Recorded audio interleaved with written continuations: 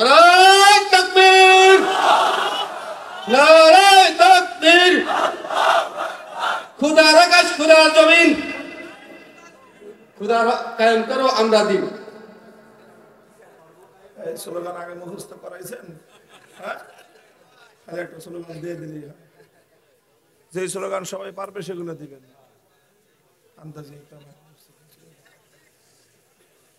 মুহতারাম হাজিরিন, কথা কি বুঝতে পারতেছেন আপনারা আমার? দেখেন, লম্বা চওড়া গল্প গুজব বলে লাভ নাই। সেই জায়গায় সমস্যা, সরাসরি সেই সমস্যায় হাত দিছি আমি। আর এই জন্য যারা আল্লাহর আইনের বিরুদ্ধে আইন করে এরা আমরা দেখতে পারে না। এই তাগুতের দল এরা আমাদেরকে বরদাস্ত করতে পারে না। কারণ আমরা যেখানে হাত দিয়েছি এই জায়গাটা যদি মুসলমানদেরকে বুঝাইতে পারি, এরা মুসলমানদের ইমানদারদের ইমান নিয়ে ব্যবসা করতে পারবে না।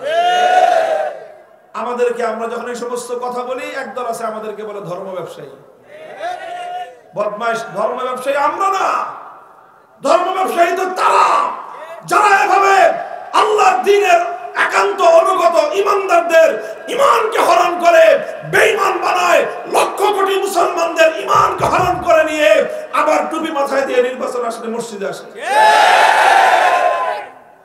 তোমরা ধর্ম ব্যবসায়ী, তোমরা মানুষের সঙ্গে ধোঁকাবাজি করো, প্রতারণা করো, মানুষকে ধোঁকা দেওয়ার জন্য ধর্মের লেবাস তোমরা গায়ে দাও।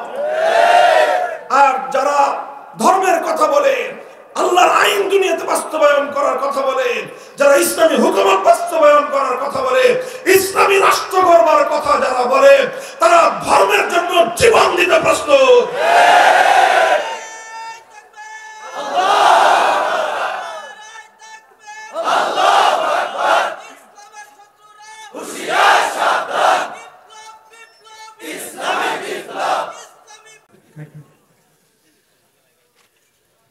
সকালে শুরু করছি আমরা খুলনা থেকে, সেখান থেকে গেছি যশোরে, যশোর থেকে গেছি সাতক্ষীরা, সাতক্ষীরা থেকে আসছি বাগেরহাট।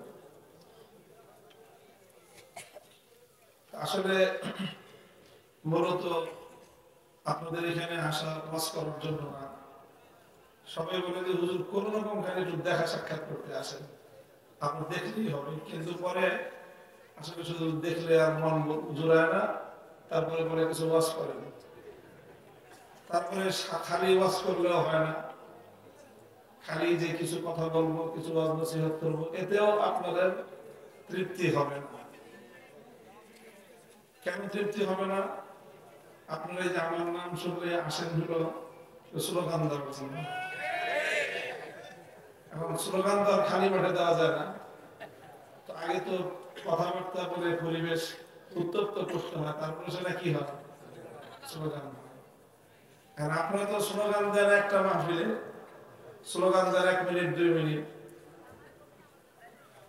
একটা রুটি ভাজতে 1 মিনিট লাগে, কিন্তু তাওয়া গরম হতে তো অনেক সময় লাগে। আর এইভাবে একদিনে যদি 4 জায়গায় তাওয়া গরম করতে হয়, তাওয়া তো গরম হয়, কিন্তু যার উপর দিয়ে যায়। আল্লাহ পাক রব্বুল আলামিন আমাদের সকলকে বুঝবার তৌফিক দান করেন। তো এই জন্য শুধুমাত্র এটা একটা ভালো জিনিস যে আল্লাহর দ্বীনের কথা শুনে নিজেদের মধ্যে একটা প্রেরণা আসবে, আমরা আল্লাহর মহত্বের কিছু স্লোগান তুলব, ঘুমন্ত ইমানদারদেরকে জাগ্রত করার চেষ্টা করব, এগুলো চলবে। আবার কিছু দ্বীনের কথা বুঝতে হবে, কথা বুঝে সেই কথা অনুযায়ী পরিকল্পিতভাবে মানুষের কাছে দাওয়াত পৌঁছাইতে হবে এবং মানুষকে প্রস্তুত করতে হবে। শুধু আবেগের বশবর্তী হয়ে একটা মাহফিলে আসলাম, কিছুক্ষণ মন্ত্রমুগ্ধের মতো আলোচনা শুনলাম, আর কিছু সময় আবেগে আতিশয্যে কিছু স্লোগান তুললাম, আকাশ বাতাস মুখরিত করে এশার নামাজ না পড়ে বাড়ি দিকে ঘুম দিলাম, এক ঘুমে ফজরের নামাজের কাছে হয়ে গেল। এগুলা করলে আসলে লাভের চেয়ে ক্ষতি বেশি হবে। এই জন্য আপনাদের সকলের প্রতি আমার অনুরোধ থাকবে, বিশেষ করে যারা আমার মাহফিলের শ্রোতা আছেন, আপনারা, আমি কিছু কথা যে বলি, আমার এই কথাগুলো হলো আসলে মূলত একটা হাল চাষ করা। হাল চাষ বুঝেন? একটা মাঠ, হ্যাঁ, যখন আপনারা ফসল তুলে ফেলেন, ধান কাটার পরে মাঠটা কি থাকে? পতিত থাকে, তাই না? কয় মাস? হ্যাঁ, লম্বা একটা সময় মাঠটা পড়ে থাকে। এরপরে আবার যখন নতুন চাষাবাদের সময় হয়, তখন কি ওই মাঠটা চাষাবাদের উপযুক্ত থাকে? চাষাবাদের উপযুক্ত থাকে না। তখন সেখানে হাল চাষ করতে হয়, তাই না? হাল চাষ করে পানি দিয়ে মাটিটা নরম করে ট্রাক্টর চালায়। আগে তো মানুষ লাঙ্গল জোয়াল দিয়ে গরু দিয়ে হাল চাষ করতো। এখন প্রযুক্তির উন্নতি হয়েছে, আমরা ট্রাক্টর দিয়েই হাল চাষ করি। হাল চাষ করার পরে সেখানে মই দিয়ে আবার মলম দেওয়া হয়। এই সব কিছু করে এই মাঠটাকে কি করা হলো? চাষাবাদের উপযুক্ত করা হলো। এরপরে কি করতে হবে? এখানে রোয়া লাগাইতে হবে। আর না অন্য কোনো চাষ করলে সেখানে বীজ রোপণ করতে হবে। রোয়া লাগায় বীজ বপন করে বাড়ি থেকে ঘুম দিলেই কি ফসল ঘরে নাচতে নাচতে ফসল ঘরে চলে যাবে? এটার পিছনে আপনাকে ধারাবাহিক ভাবে শ্রম দিতে হবে। রোয়াটা যখন একটু বড় হবে তখন ক্ষেত নিড়াইতে হবে, তারপরে মাঠে সার দিতে হবে, তাই না? তারপরে নিয়মিত এখানে পানির সেচ দিতে হবে। দিতে দিতে 2 মাস 3 মাস যখন লাগাতার পরিশ্রম করবেন, তখন এক সময় আপনার এই খেতে ফসল ফলবে। এই ফসল ফলার পরে আপনাকে যত্ন নিতে হবে ফসল পাকা পর্যন্ত। ফসল যখন পরিপূর্ণ পরিপক্ক হবে, তখন আপনাকে খুব চৌকান্না থাকতে হবে, আকাশের দিকে খেয়াল রাখতে হবে। ফসল যখন পাকে তখন যদি একদিন শিলাবৃষ্টি হয়, তো সারা বছরের সমস্ত পরিশ্রম একদিনের 2 ঘন্টার শিলাবৃষ্টিতে সব মাঠের মধ্যে শেষ। এই জন্য আবহাওয়ার খেয়াল রাখতে হয়। আশঙ্কা থাকলে প্রয়োজনে একটু আগেই ফসল কেটে ঘরে তুলতে হয়। একটু ধারাবাহিক পরিশ্রম করলে তাহলে আপনার আপনার গোলায় ধান উঠবে। কথা ঠিক? এই যে আমরা যে মাহফিল করি, আমাদের এই মাহফিলটা হলো চাষাবাদ। এই মাহফিলটা হলো হাল চাষ। মাহফিলগুলো কি? মাহফিলগুলো হলো হাল চাষ। হাল চাষ করলাম। হাল চাষ করার দ্বারা অনেক মানুষ যাদের অন্তরের মধ্যে ইসলামের প্রতি দরদ ছিল না, তাদের অন্তরের মধ্যে ইসলামের প্রতি দরদ সৃষ্টি হয়। যাদের মনের মধ্যে আল্লাহর দ্বীনের জন্য বেশি ভালোবাসা ছিল না, একটু ভালোবাসা বাড়ে। আল্লাহু আকবার নারায়ে তাকবীর বলতে বলতে তার মধ্যে একটা জজবা আসে, একটা প্রেরণা আসে। অর্থাৎ যেই মাঠটা ফসলের চাষাবাদের উপযুক্ত ছিল না, মাহফিলের দ্বারা এরকম অনেক মানুষের অন্তর দ্বীনের কাজের জন্য তৈরি হয়। এখন চাষাবাদের জন্য মাঠ তো তৈরি হলো, কিন্তু চাষি গিয়ে যদি ঘুম দেয়, তাহলে এই মাঠে কোনো ফসল ফলবে? ফসল না ফলে বরং উল্টা আগাছা জন্ম নেবে। যেই মাঠে হাল চাষ করলেন কিন্তু কোনো ফসল বুনলেন না, সেই মাঠে আগাছা আগের চেয়ে আরো বেশি হবে। ঠিক এরকম মাহফিল করলাম, একটা হাল চাষ হলো, গোটা এলাকার মানুষের মধ্যে একটা মনোভাব তৈরি হলো, দ্বীনের জন্য কাজ করবে, ইসলামের জন্য কাজ করবে, আল্লাহর দ্বীনকে কায়েম করার জন্য তারা মেহনত করবে, আল্লাহর দ্বীনকে বিজয়ী করবার জন্য তারা চেষ্টা সাধনা করবে। এইরকম মানুষের একটা মনোভাব তৈরি হলো। মানে হলো এখন এখানে চাষাবাদ করার জন্য মাঠটা হাল চাষ হয়ে মাঠটা তৈরি হয়ে গেল, মানুষ তৈরি হয়ে গেল। এখন এই মানুষগুলোর কাছে কাছে গিয়ে আপনি তাদের অন্তরের মধ্যে আল্লাহর দ্বীনের রোয়া রোপণ করেন, বীজ রোপণ করেন, তাদেরকে দ্বীনের একটা কাজের মধ্যে সম্পৃক্ত করে দেন। যেই কাজে আপনি মানুষকে প্রস্তুত করতে চাচ্ছেন, সেই কাজের মধ্যে মানুষকে সংযুক্ত করে দেন। রোয়া লাগায় দিলেন, এবার রোয়া লাগায় দিলেই ধান হয়ে যাবে? পর্যায়ক্রমে তাকে পরিচর্যা করতে হবে। তার মধ্যে নানা ধরনের ত্রুটি বিচ্যুতি আসবে, তখন সেখানে আবার মাঠের মধ্যে কি করতে হয়? মাঠের মধ্যে আগাছা পরিষ্কার করতে হয় না, এটাকে কি বলে? ক্ষেত নিড়াইতে হয়। মানুষকে যারা এই যে হাল চাষে তৈরি হলো, তাদের অন্তরে আপনি গিয়ে দ্বীনের কাজের বীজ বপন করতে হবে, রোয়া লাগাইতে হবে, এরপরে মাঝে মাঝে নিড়াইতে হবে। এখানে মাঝে মাঝে আবার সার দিতে হবে, ওই মানুষগুলোকে একত্রিত করে আবার দিনের কিছু কাজের কথা বলতে হবে, তাদেরকে নিয়ে দিনের পথে চলতে থাকতে হবে, নিয়মিত সেচের পানি দিতে হবে। এইভাবে দিতে দিতে যখন আপনি দীর্ঘদিন একটা মানুষের পিছনে মেহনত করবেন, তখন সেই মানুষটা একদিন আপনার চেয়েও বড় আল্লাহর দিনের সৈনিকে পরিণত হবে। এখন আমরা হলাম ওই হালের বলদ ভাই, মেহনত করে চেষ্টা করে কষ্ট করে অনেক কষ্ট করতে পারবো, কিন্তু কাজটা কি করব, সারা দেশে আমরা হাল চাষ করে গেলাম, কিন্তু হাল চাষ করার পরে যদি পরবর্তী ধাপের কাজগুলো না করা হয়, তাহলে এই হাল চাষ করাটা সম্পূর্ণ বেকার। এই ট্রাক্টর চালাইতে যা তেল খরচ করলেন এটাই নষ্ট হলো, এটা যে ভাড়া করলেন ট্রাক্টরের ভাড়াটাই নষ্ট হলো, এই ট্রাক্টরটা যে একটা লোক চালাইলো সব বেকার হবে যদি পরবর্তী ধাপের কাজগুলো না করা হয়। এই জন্য মুহতারাম হাজিরিন, আমার প্রথম অনুরোধ থাকবে আপনাদের কাছে যে এই যে হাল চাষ করতেছি, ব্যাপকভাবে আমাদের এই মাহফিলের সিজনগুলোতে সারা বাংলাদেশ হাল চাষ হয়, কিন্তু আমরা দুর্ভাগ্যজনকভাবে হাল চাষ হওয়ার পর থেকে আমরা ঘুম দেই, এই জন্য আমাদের এই ফসলগুলো ঘরে উঠে না। আসলে এক মৌসুমে যেই পরিমাণ মানুষ বাংলাদেশে মাহফিলগুলোতে ওয়াজ শুনতে আসে আলেমদের, এই মানুষগুলো যদি বাংলাদেশে ইসলাম প্রতিষ্ঠার জন্য শপথ নিত, তাহলে বাংলাদেশে ইসলাম ছাড়া অন্য কেউ কোনো কথা বলার সাহস পেত। কিসের ধর্মনিরপেক্ষতাবাদ, কিসের আব্রাহাম লিঙ্কনের থিওরি, কিসের কার্ল মার্কস, মাও সেতুং, লেনিনদের আদর্শ, এগুলো তো মুসলমানদের দেশে কেউ কথা বলার সাহস করার কথা না।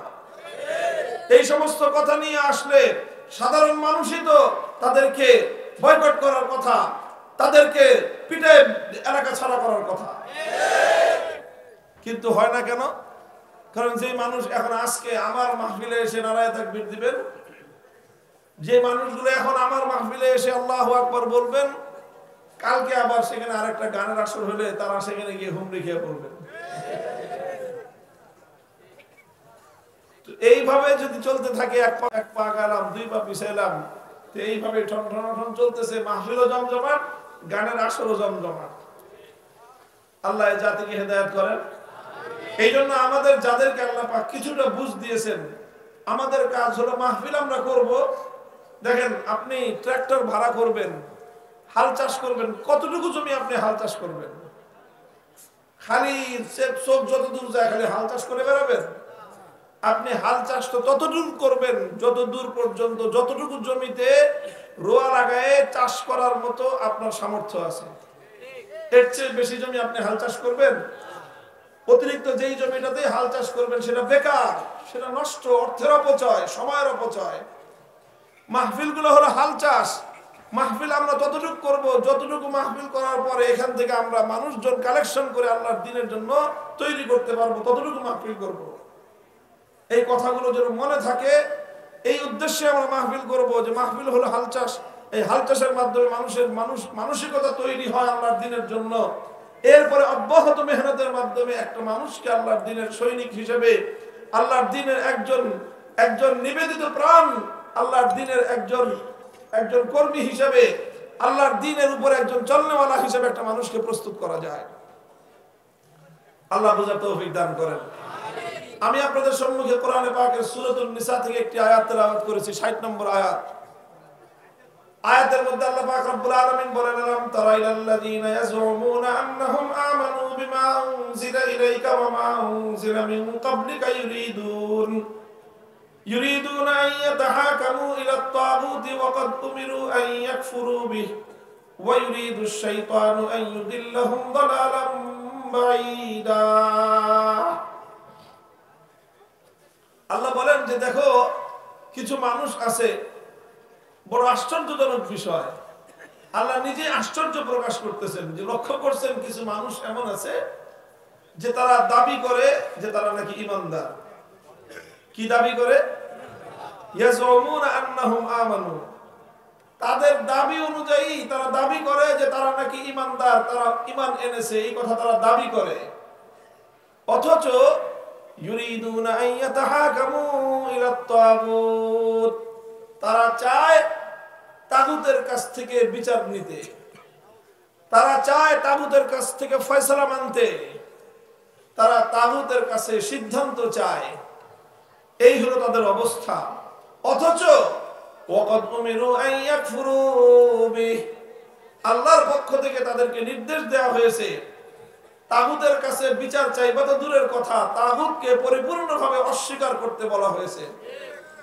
অথচ সেই মানুষগুলো মুখে বলে নিজেরা দাবি করে ইমানদার, অথচ তাগুতের কাছে বিচার চায়, আর আল্লাহ পাক তাগুতকে অস্বীকার করার নির্দেশ দিয়েছেন। কোরআনের এই আয়াতের স্পষ্ট মর্ম হলো এই যে যারা তাগুতের কাছে বিচার চাইবে, সিদ্ধান্ত চাইবে, তারা আর কিছু হলে হতে পারে, হাজি হতে পারে, গাজী হতে পারে, বাজি হতে পারে, অনেক কিছুই হতে পারে, কিন্তু ইমানদার হতে পারে না। এটা হলো কোরআনের কথা। কোরআনের সূরাতুল বাকারার মধ্যে আল্লাহ আরো পরিষ্কার করে বলেছেন, ক্বাদ তাবায়্যানার রুশদু মিনাল গাই ফামান ইয়াকফুর বিত-তাগুতি ওয়া ইউমিন বিল্লাহি ফাকাদ ইসতামসাকা বিল উরওয়াতিল মুসকা। যে কোনটা সঠিক পথ কোনটা ভুল পথ দিবালোকের ন্যায় পরিষ্কার। সুতরাং যে ব্যক্তি তাগুতকে অস্বীকার করবে আর আল্লাহর উপর ঈমান আনবে, সেই একমাত্র সঠিক পথকে শক্তিশালীভাবে ধরলো। অর্থাৎ শুধু আল্লাহর উপর ঈমান আনলে চলবে না, আল্লাহর উপর ঈমান আনার আগে তাগুতকে অস্বীকার করতে হবে, তাগুতের ব্যাপারে কঠোর হতে হবে। অন্যত্র আল্লাহ বলেন, আল্লাযীনা আমানু ইউকাতিলুনা ফী সাবিলিল্লাহ ওয়াল্লাযীনা কাফারু ইউকাতিলুনা ফী সাবিলিত তাগুত। যারা ঈমানদার তারাও লড়াই করে, যারা বেঈমান তারাও লড়াই করে। লড়াই দুই পক্ষই করে, তবে ঈমানদাররা লড়াই করে আল্লাহর পথে, আর বেঈমানের দল লড়াই করে তাগুতের পথে। সব জায়গায় একটাই কথা, সেটা হলো একদিকে আল্লাহর দল, একদিকে আল্লাহর শক্তি, একদিকে আল্লাহর পক্ষ, বিপরীত দিকে হলো তাগুতের পক্ষ। এখন দুইটা দুই পক্ষ, কিন্তু কিছু মানুষ চায় দুই নৌকায় পা দিয়ে সারা জীবন চলতে। তাদের নীতি, তাদের ইচ্ছা হলো যে আল্লাহর পক্ষেও থাকবে আবার তাগুতের পক্ষেও থাকবে। দুই পক্ষেও তারা থাকতে চায়, আল্লাহকেও নারাজ করতে চায় না, শয়তানকেও বেজার করতে চায় না। আচ্ছা বলেন, এটা কি সম্ভব? আল্লাহও নারাজ হবে না আবার শয়তানও খুশি থাকবে, এটা হয়? আল্লাহ যেখানে রাজি হবেন শয়তান সেখানে নারাজ হবে, শয়তান যেখানে খুশি হবে আল্লাহ সেখানে বেজার হবেন। দুই জায়গায়, সব জায়গায় উভয় গুণ রক্ষা করা যায় না। সাদা আর কালো একত্রিত হতে পারে না। একটা জিনিস একই সঙ্গে সাদা কালো হতে পারে না। একই সময়ে একই জায়গায় আলো আর অন্ধকার একত্রিত হতে পারে? যে আলো আছে অন্ধকারও আছে, সম্ভব? একই সময়ে রাত আর দিন, এটা রাতও আবার দিনও, এমন কোন সময় হয়? রাত আর দিন যেমন এক সময় একত্রিত হতে পারে না, আলো আর অন্ধকার যেমন এক জায়গায় একত্রিত হতে পারে না, ঠিক তদ্রূপ আল্লাহর উপর ঈমান এবং তাগুতকে স্বীকার করা, এই দুটো কোশ্চিনকালেও একত্রিত হতে পারে না। কথাটা বুঝে আসতেছে আপনাদের? যে আল্লাহর উপর ঈমান আনতে হলে কি করতে হবে? তাগুতকে অস্বীকার করতে হবে, তাগুতকে বাদ দিতে হবে। এখন আপনারা হয়তো অনেকক্ষণ ধরে চিন্তা করতেছেন, হুজুর খালি তাগুত তাগুত তাগুত তাগুত বলতেছে, আগে তো তাগুতটার পরিচয় তো দিবেন। হ্যাঁ, পরিচয় তো দিব, কিন্তু আপনারা যে এতদিন পর্যন্ত তাগুতের পরিচয় জানেন না কেন, সেটার জবাব কে দিবে? কোরআনে পাকের মধ্যে তো অসংখ্য জায়গায় আল্লাহ পাক তাগুতের কথা বলেছেন, কিন্তু বলেন তো আপনারা এই ওয়াজ মাহফিল যে শুনেন, এই কতদিন পরে তাগুতের শব্দ শুনলেন? 17 বছর পরে প্রথম। আসল কথা হলো যে এই তাগুত নিয়ে আলোচনা নাই, সমাজে তাগুতের পরিচয় নিয়ে আলোচনা নাই। কেন নাই? এই কথা বলতে গেলেই তো বলবে যে এই হুজুর বেশি কথা বলে। তাগুত নিয়ে আলোচনা নাই, কারণ হলো তাগুত নিয়ে আলোচনা করতে গেলে তাগুত নারাজ হয়।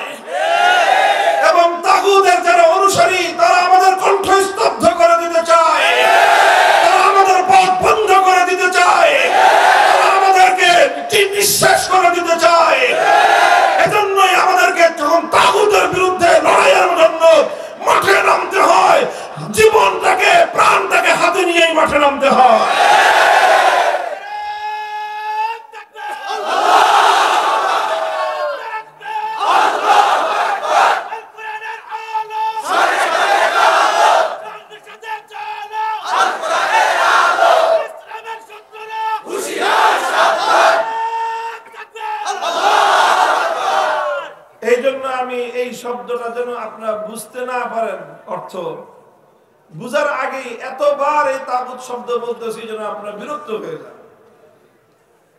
বিরক্ত আমার উপরে হবেন না, নিজের উপরে হন। যে যেই কথাটা আল্লাহ পাক কোরআনে এতবার বললেন আমি কেন বুঝতেছি না? বলেন, কোরআন পড়ানো, কোরআন বোঝা শুধু আমার দায়িত্ব মুসলমান হিসেবে, আপনাদের দায়িত্ব নাই? তাহলে আপনি কেন তাগুত বুঝলেন না? এটা আমার ব্যর্থতা না আপনার ব্যর্থতা? আপনার ব্যর্থতা। হ্যাঁ, আমি তাগুতের পরিচয় দিব, কিন্তু দেওয়ার আগে এতবার তাগুতটাকে উচ্চারণ করলাম যাতে প্রত্যেকটা শ্রোতার কানে ঢুকতে ঢুকতে অন্তরের মধ্যে কি যেন বাড়ি লাগে যে কোরআনের এই শব্দটা আমি কেন বুঝতেছি না। মুহতারাম হাজিরিন, যেহেতু কোরআনে পাকের মধ্যে অনেক জায়গায় এই তাগুতের কথা উল্লেখ হয়েছে, এই জন্য কাদিমান ওয়া হাদিসান সর্বযুগে যারাই কোরআন নিয়ে আলোচনা করেছেন, পবিত্র কোরআনের যারা ব্যাখ্যা করেছেন, তাফসীর করেছেন, তারা তাগুতের পরিচয় দিয়েছেন, সংজ্ঞা দিয়েছেন। সব সংজ্ঞা এবং সকল ব্যাখ্যা যদি একত্রিত করি তাহলে সারাংশ আমি আমার ভাষায় যদি আপনাদেরকে বোঝাতে চাই, তাহলে সংক্ষেপে সহজ কথায় তাগুতের পরিচয় হলো যে এক আল্লাহর আসনে যদি কোনো গায়রুল্লাহকে বসানো হয়, আসন বুঝেন, আমি বসছি, এটা একটা আসন, এই আসনটা এখন আমার, কথা ঠিক কিনা? এই আসনটা আজকে কার জন্য? যিনি আলোচনা করবেন বক্তার জন্য এই আসন, তাই না? তো ঠিক এরকম আমার আল্লাহর জন্য একটা আসন নির্ধারিত আছে।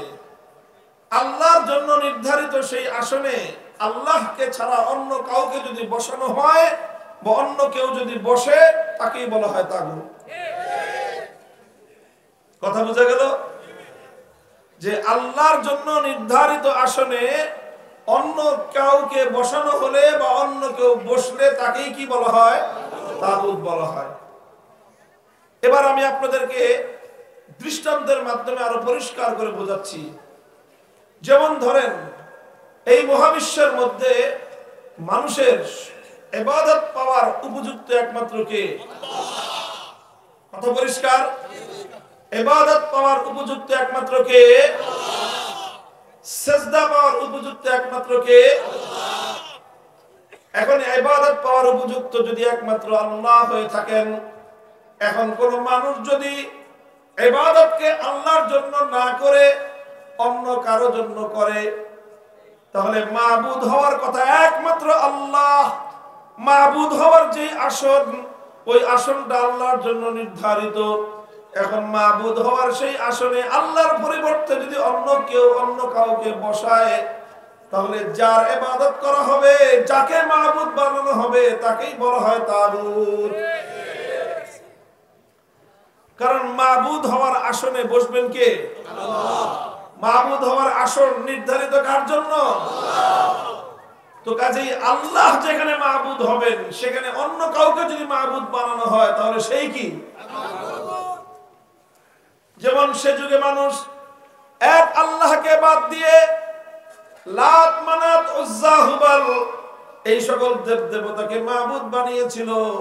তো আল্লাহর জন্য ইবাদত না করে যখন লাত, মানাত, উজ্জা, হুবাল এই সকল দেবতাগুলোর জন্য ইবাদত করা হলো, তখন এই দেবতাগুলোকে বলা হবে তাগুত। বর্তমান যুগে মানুষ লাত, মানাত, উজ্জা, হুবালের পূজা করে না। এখন মানুষ পূজা করে দুর্গা, সরস্বতী, কালী ইত্যাদি বিভিন্ন দেবদেবীর পূজা করে। তো এক আল্লাহকে বাদ দিয়ে মানুষ যাদেরকে মাবুদ বানালো, যাদের পূজা করলো, দুর্গা, সরস্বতী, কালী ইত্যাদি এই সকল দেবতা, দেবদেবী, এগুলাই হলো তাগুত। তবে এগুলো হলো মরা তাগুত। এগুলো কি? এগুলো হলো মুর্দা তাগুত, তাই না? দুর্গার মধ্যে কোনো প্রাণ আছে? কালীর মূর্তির কোনো প্রাণ থাকে? তো এই সকল আল্লাহর যে ইবাদত একমাত্র কার জন্য করার কথা ছিল? আল্লাহর জন্য করার কথা ছিল। সেই ইবাদত যখনই কেউ আল্লাহকে বাদ দিয়ে অন্যের জন্য করলো, তো সে মাবুদের স্থানে আল্লাহর পরিবর্তে অন্য আরেকজনকে বসালো। আল্লাহর জন্য নির্ধারিত আসনে অন্য কাউকে বসানো হলে তাকেই কি বলা হয়? তাগুত বলা হয়। কথা পরিষ্কার? সুতরাং আল্লাহর জন্য যে ইবাদত নির্ধারিত, এখানে অন্য কাউকে সামান্য পরিমাণ অংশীদারিত্ব দেওয়া যাবে না। এই যে একমাত্র ইবাদতের উপযুক্ত কে, এটাকে বলা হয় তাওহীদ। কি বলা হয়? তাওহীদ মানে কি? একত্ববাদ। তাওহীদ মানে ঈমানের জন্য তাওহীদ হলো প্রথম শর্ত। ঈমানের সবচেয়ে গুরুত্বপূর্ণ বিষয়টাই হলো তাওহীদ। এই যে একমাত্র ইবাদত আল্লাহর জন্য নির্ধারিত, এটাকে বলা হয় তাওহীদ ফিল ইবাদাহ। কি বলা হয়? অর্থাৎ এটা ইবাদতের মধ্যে একত্ববাদ। এই একত্ববাদ কিসের মধ্যে? ইবাদতের মধ্যে। ইবাদতের মধ্যে যদি কেউ একত্ববাদকে স্বীকার না করে, ঈমানদার থাকতে পারে না। কেউ যদি মনে করে যে না, আল্লাহর জন্য কিছু ইবাদত করলাম, দুর্গার জন্য কিছু ইবাদত করি, ঈমানদার না বেঈমান? কথা পরিষ্কার? তাহলে ইবাদতের মধ্যে আল্লাহর তাওহীদকে মানতে হবে কি হবে না? ইবাদতের মধ্যে আল্লাহর সঙ্গে যদি অন্য কাউকে শরীক করা হয়, তাহলে সে স্পষ্টভাবে কাফের, সে মুশরিক, সে বেঈমান। মুহতারাম হাজিরিন, আলহামদুলিল্লাহ আমাদের সমাজের মধ্যে মানুষ ইবাদতের তাওহীদের ক্ষেত্রে সোচ্চার, সচেতন, সতর্ক আছে। এই জন্য মানুষ আল্লাহর ইবাদত করার মধ্যে গাফলতি করতে পারে, ভুল ত্রুটি করতে পারে, কিন্তু ইবাদত এক আল্লাহ ছাড়া অন্য কারো জন্য মানুষ ইবাদত করে না। কথা ঠিক কিনা? নামাজ না পড়তে পারে, কিন্তু পড়লে নামাজ কার জন্য পড়ে? বলেন। সেজদা মানুষ দিতে দিতে গাফলতি করতে পারে, কিন্তু সেজদা যেটা দেয় ওটা একমাত্র কাকেই দেয়? মানুষ আল্লাহ ছাড়া অন্য কারো পূজা করে না, অন্য কারো ইবাদত করে না। কেন করে না? কেন করে না? কারণ মানুষ জানে যে ইবাদতের উপযুক্ত একমাত্র কে, এবং এটাও জানে যে যে ইবাদতের উপযুক্ত একমাত্র আল্লাহ, সে আল্লাহকে বাদ দিয়ে যদি অন্য কারো ইবাদত করা হয়, তাহলে এটা শিরক হয়। এটার দ্বারা মানুষ মুমিন থাকে না, মুসলমান থাকে না, সে কাফের আর বেঈমানে পরিণত হয়। এই জন্য সমাজে কোনো মানুষকে দেখবেন না যে সে কি করে, আল্লাহকে বাদ দিয়ে অন্য কারো পূজা করে। কোন মুসলমান এই কাজ করে না। মুহতারাম হাজিরিন, তাওহীদ ফিল ইবাদাহ, ইবাদতের মধ্যে যে তাওহীদ, এই তাওহীদের ব্যাপারে আলহামদুলিল্লাহ মানুষ অনেকটাই সচেতন, মানুষ অনেকটাই সোচ্চার, মানুষ এই ব্যাপারে সতর্ক আছে। এই জন্য ইবাদতের মধ্যে যতই গাফলতি করুক, ভুল করুক, ত্রুটি করুক, ফাঁকিবাজি করুক, কিন্তু ইবাদত যতটুকু করবে সেটা একমাত্র আল্লাহর জন্যই করে। কোন গায়রুল্লাহর জন্য মানুষ, কোন ঈমানদার ইবাদত করে না। আচ্ছা, এটা গেল তাওহীদের একটা পার্ট, তাওহীদের একটা পার্ট, একটা অংশ। এটা হলো তাওহীদ ফিল ইবাদাহ। ইবাদতের মধ্যে আল্লাহ তাওহীদ আমরা সবাই মানি, আলহামদুলিল্লাহ। আচ্ছা, এবার শুনেন যে তাওহীদের আরো কিছু অংশ আছে, আরো কিছু খাত আছে। ইবাদতের উপযুক্ত যেমন একমাত্র কে, ইবাদতের উপযুক্ত যেমন একমাত্র কে, ঠিক তেমনি ভাবে এই পৃথিবীতে মানুষের জন্য আইন তৈরি করবার অধিকার একমাত্র কার? আইন তৈরি করবার, বিধান তৈরি করবার, মানুষের জন্য বৈধতা এবং অবৈধতার সীমারেখা নির্ধারণ করে দেওয়ার একমাত্র অধিকার কার? আল্লাহ ছাড়া নিরঙ্কুশ ভাবে, প্রশ্নহীন ভাবে, চূড়ান্ত ভাবে আইন তৈরি করবার ক্ষমতা মহাবিশ্বের মধ্যে আর কারো নাই। আইন করবেন কে? বিধান দিবেন কে? কেউ প্রশ্ন করতে পারেন যে হুজুর, তাহলে সরকার কি কোনো আইন করতে পারবে না? কেউ প্রশ্ন করতে পারেন যে হুজুর, তাহলে বিভিন্ন প্রতিষ্ঠান যারা চালায়, সেই প্রতিষ্ঠানের কর্তৃপক্ষ কি প্রতিষ্ঠান চালানোর জন্য কোনো আইন বানাতে পারবে না? কেউ প্রশ্ন করতে পারেন যে যারা বিভিন্ন সংস্থা, সংগঠন চালায়, তারা কি তাদের সংস্থা, সংগঠনের জন্য কোনো আইন, কোনো বিধিবিধান তৈরি করতে পারবে না? প্রশ্নটা বুঝেছেন ভাই? প্রশ্ন তো আপনাদেরই, আমি সেটা বলে দিচ্ছি। এই প্রশ্ন আসতে পারে কিনা? এই প্রশ্নের জবাব শুনেন। জবাব হলো যে হ্যাঁ, সরকার আইন করতে পারবে, মানুষ আইন করতে পারবে, কর্তৃপক্ষ আইন করতে পারবে, কমিটি আইন করতে পারবে, সবাই আইন করতে পারবে, তবে একটা শর্তে। কয় শর্তে? সরকার বলেন, রাষ্ট্র বলেন, আদালত বলেন, যেই বলেন আইন করতে পারবে কয় শর্তে? এক শর্তে আইন করতে পারবে। শর্তটা কি? আইন করতে পারবে এক শর্তে, এবং শর্ত হলো এই, তাদের বানানো কোনো আইন আল্লাহর কোনো আইনের বাইরে যেতে পারবে না। আল্লাহর আইনের ভিতরে থেকে তোমাকে আইন করতে হবে। তোমার কোন আইন যেন আল্লাহ পাকের আইনের সঙ্গে সাংঘর্ষিক না হয়। তোমার কোন আইনের সঙ্গে, রাষ্ট্রের কোন আইনের সঙ্গে, সরকারের কোন আইনের সঙ্গে যেন আল্লাহর কোন আইনের বিরোধ যেন তৈরি না হয়, এমন ভাবে তুমি আইন করতে পারবা। মানুষের বানানো কোন আইন যদি আল্লাহর কোন আইনের সঙ্গে বিরোধ হয়ে যায়, সঙ্গে সঙ্গে সকল মানুষের আইন বাতিল বলে গণ্য হবে। শুধু সরকার না, সারা দুনিয়ার সমস্ত সরকার, শুধু সারা দুনিয়ার সরকার না, সারা দুনিয়ার 700 কোটি মানুষ যদি ঐক্যবদ্ধ হয়ে কোন একটা আইনের ব্যাপারে একমত হয়, একটা আইন তৈরি করে, আর সেই আইনটা যদি আমার আল্লাহর কোন একটা আইনের 100 ভাগের 1 ভাগের সঙ্গে বিরোধ হয়, 700 কোটি মানুষের আইন বাতিল বলে গণ্য হবে। আমার আল্লাহর আইন কার্যকর থাকবে, সেটাই একমাত্র বলবৎ থাকবে।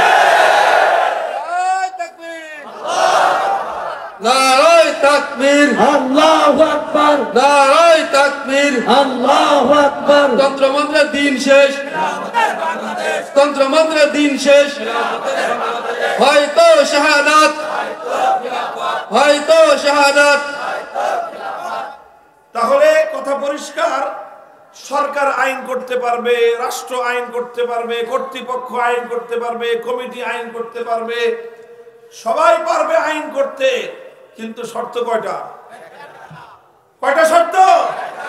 কি শর্ত? আল্লাহর আইনের বিরুদ্ধে যেতে, যদি কেউ আল্লাহর আইনের বিরুদ্ধে আইন করে তাহলে সেই আইন বাতিল হয়ে যাবে। মুহতারাম হাজিরিন, এই যে এইভাবে যে স্বাধীনভাবে আইন করা, নিরঙ্কুশ ভাবে আইন করা, অন্য সকলের ঊর্ধ্বের আইন করার যে ক্ষমতা, এই ক্ষমতা একমাত্র কার?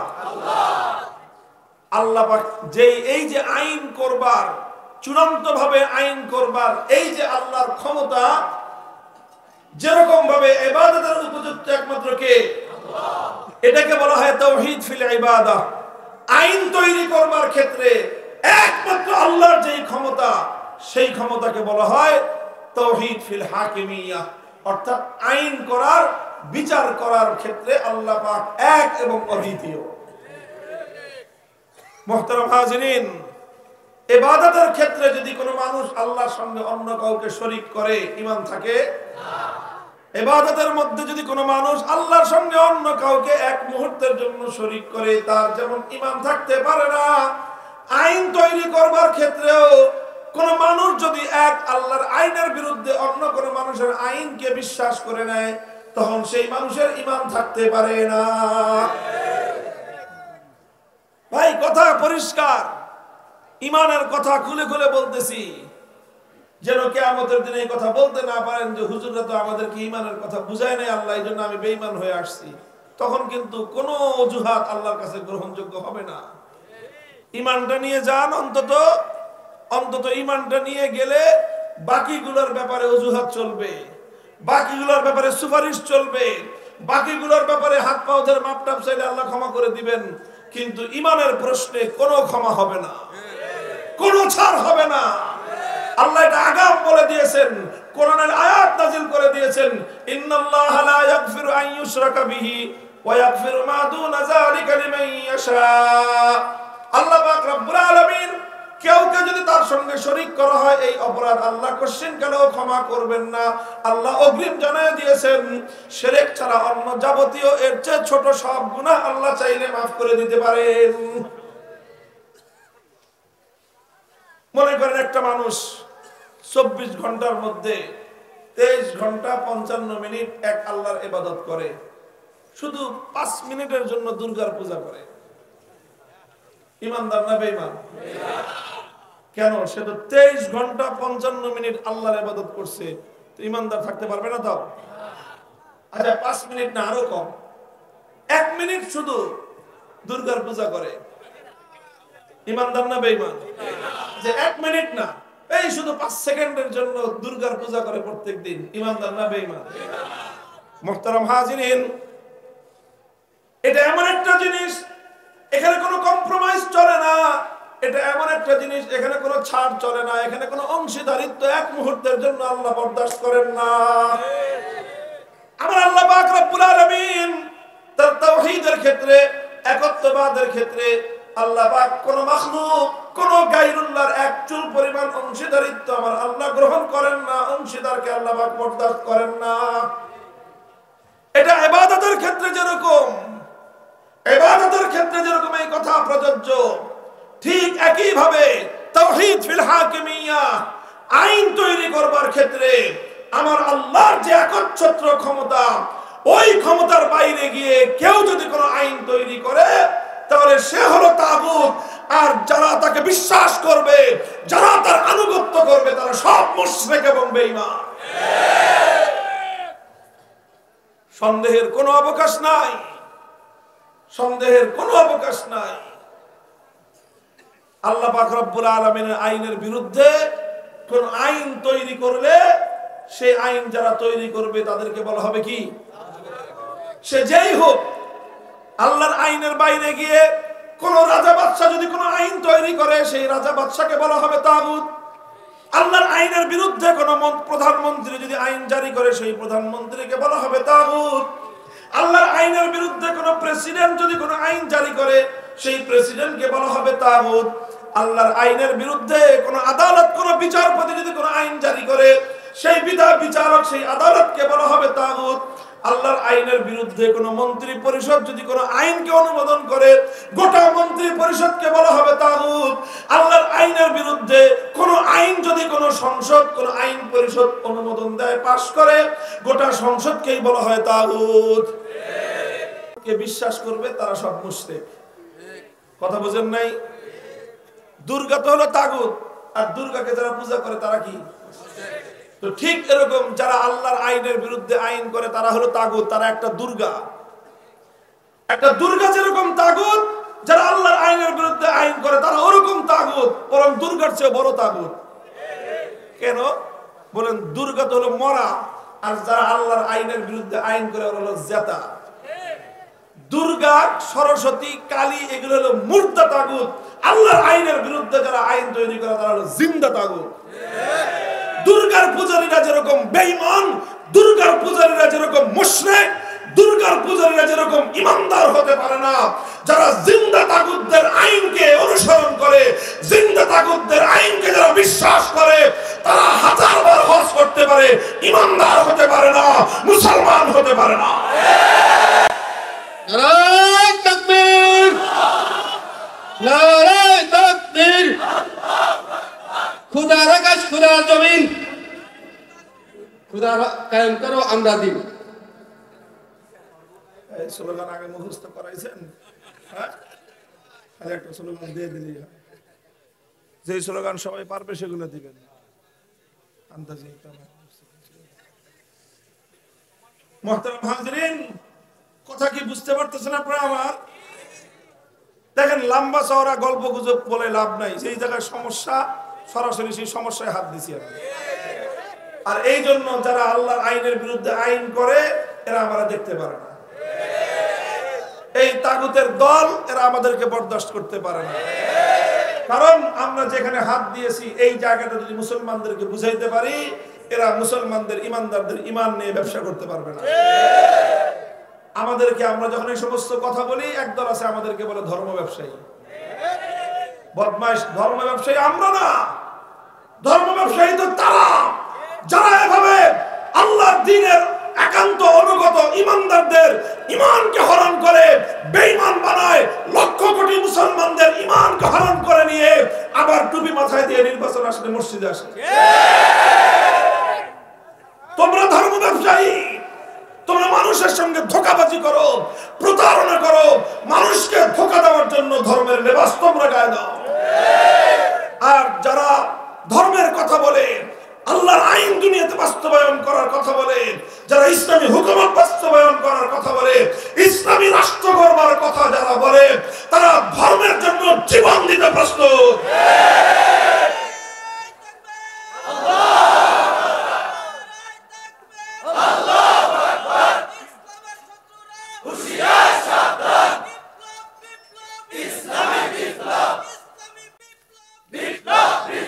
মুহতারাম হাজিরিন, দেখেন তাহলে আমি কি বললাম? তাওহীদের কথা বললাম, কথা ঠিক? কিসের কথা বলছি? এবং তাওহীদের পরিচয় দিয়েছি যে তাওহীদ মানে হলো আল্লাহর একত্ববাদ। আল্লাহর একত্ববাদের দুইটা পার্ট নিয়ে আমি আলোচনা করলাম।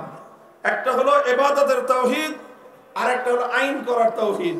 ইবাদতের তাওহীদে আল্লাহ ছাড়া অন্য কারো ইবাদত করলে যেরকম মানুষ ঈমানদার থাকে না, ঠিক একই ভাবে আইন করার ক্ষেত্রে আল্লাহর আইনের বিরুদ্ধে কোন আইন যে করবে সেও তাগুত, সেই তাগুতকে যারা অনুসরণ করবে তাদেরও ঈমান থাকে না।